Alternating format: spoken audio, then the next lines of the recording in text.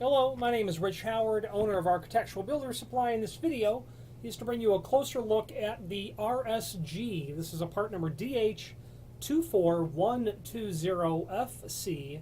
This is an electromagnetic fire door. This is an electromagnetic door holder. You will commonly see these installed on doors that are indeed fire rated. That code is evolved and changed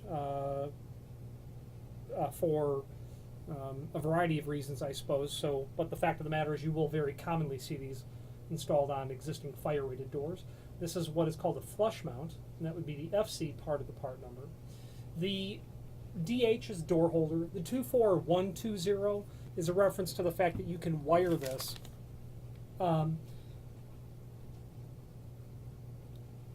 either for 12 volt or 120 volt, depending on how you connect it, where your wires are going to be. And there is a link below this video to the installation instructions, which is going to show you exactly where all that is. I don't think I'm going to be able to get this camera to focus on just the label. It doesn't really matter. It's on page 4 of the installation instructions, and again, they are down below here. You can see exactly where you have to wire it based on what voltage you're running to it. And very interestingly, you can also wire this to have a very high holding force, 110 pounds as a matter of fact. There are instances where that makes some sense. You might have an application where the door has a tendency to either be unintentionally closed, or it might either voluntarily or involuntarily closed, and that high holding force really does a lot to just eliminate that possibility. When you have a substantially higher holding force of 110 pounds, this can be done versus the standard 35 or 40 pounds of force. Okay. Now this is a flush mount.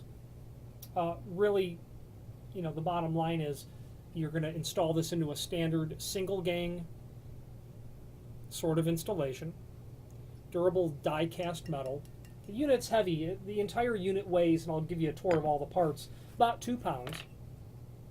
This is obviously a painted sort of finish, very complementary with, of course, your aluminum, your chrome, your stainless colors. There is a link, before we get to the installation instructions and the rest of the parts, there is a link to a document called Data Sheet below this as well, and it's really just a cut sheet. Does not give you the wiring instructions, but shows you how the part numbers change based on different sorts of applications.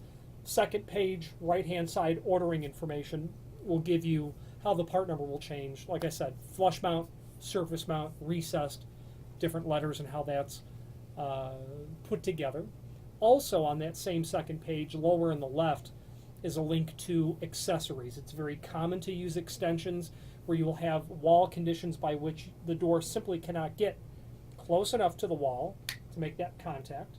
So extensions can be put between the armature, the door portion, to extend this far out, and let's go over that now.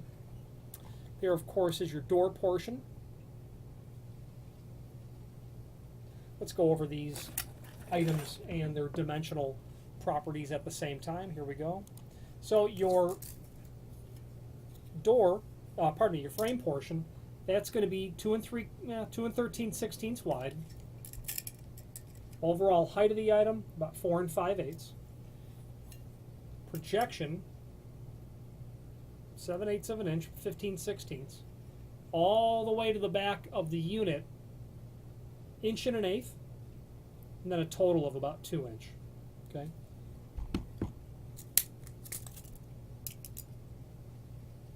Diameter of the door portion, about 2 1/4. Overall projection, and that's important to know what you're dealing with before you possibly consider extensions, about 2 1/4 inch. Okay. This will feature a reinforcing bracket that will be on the opposite side of the door. You're going to need that. That's how this is mounted. You'll drill holes through. You're going to run your bolts through. Bolts are included. Okay, That's those long machine bolts that are there. Then you can see you've got a couple of small machine bolts. That's obviously going to be for attaching this to your single gang. You'll get a couple of plastic caps that are there as well to dress that off. The last thing really you're going to get is just your template. Okay.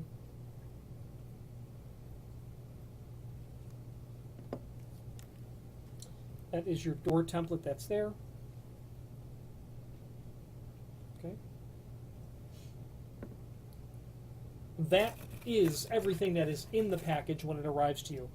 Your wall, your door, your through bolt package, okay, your template, and your screw package. Okay, now moving on to the installation instructions. Page 1 is really just a summary view. It's important to note that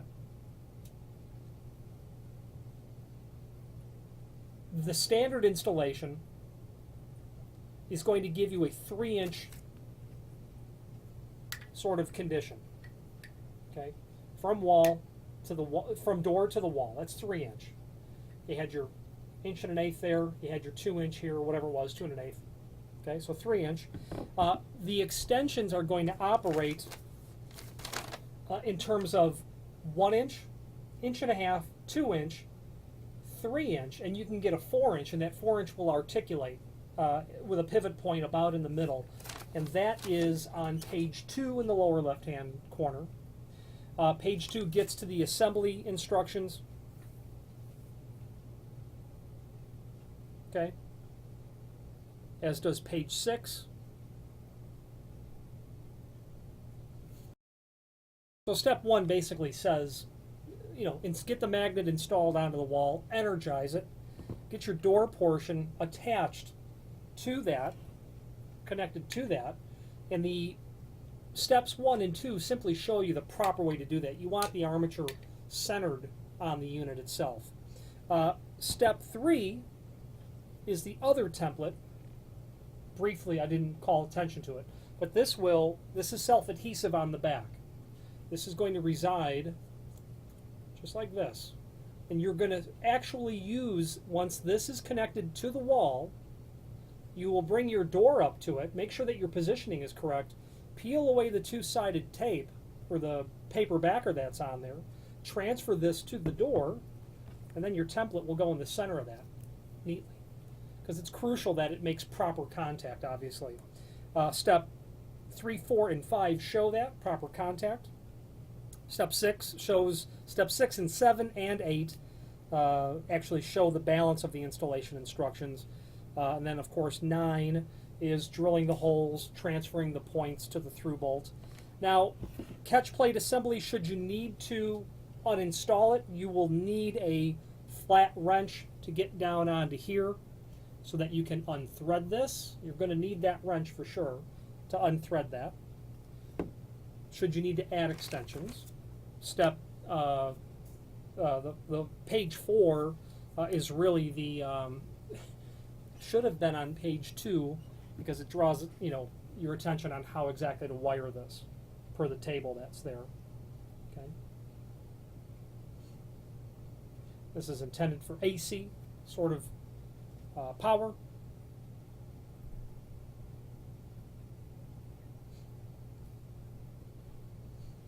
Also, you can wire it DC, so if you've got direct current with a low voltage, this would be appropriate for that as well.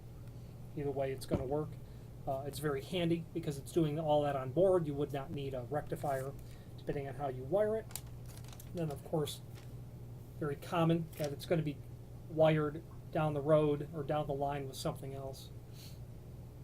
Now, these RSG door holders have become very popular, and it's because they're good quality and they're very inexpensive. When you compare them against what other electromagnetic door holders cost for low voltage, low holding force applications, these are a tremendous value. They're really rock solid. They're very nice quality fit and finish. They give you the impression that, hey, that's a nice piece of hardware, and you quite frankly didn't spend double the amount.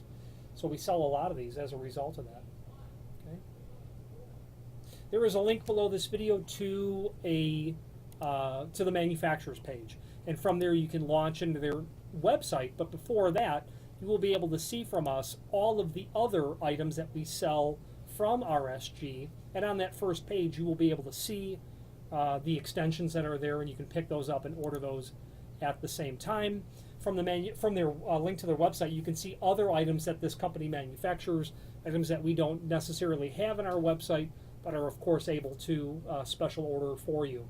If you have any questions on the RSG DH24120FC electromagnetic door holder or any other RSG product, please feel free to reach out to us. Thank you.